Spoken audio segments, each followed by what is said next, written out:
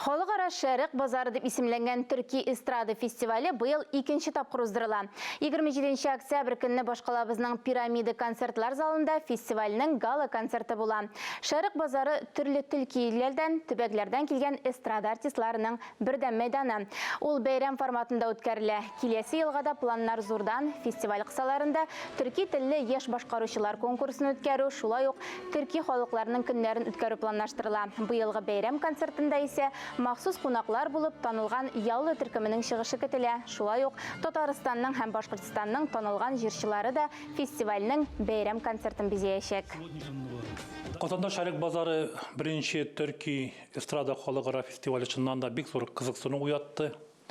Алла бирсә безнең менә гала концертка 10 илдән һәм Россиянең 12 төбәгеннән җырчылар, музыкантлар килә. Безнең әлегә бу бәйрәм концерт формасында, фестиваль формасында үтә.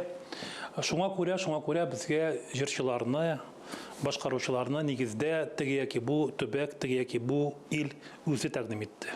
Һәм без шуларны сайлап алдык. Иң башта шуны әйтәсем килә, кызыксыну без көткәнгә караганда да зуррак булды.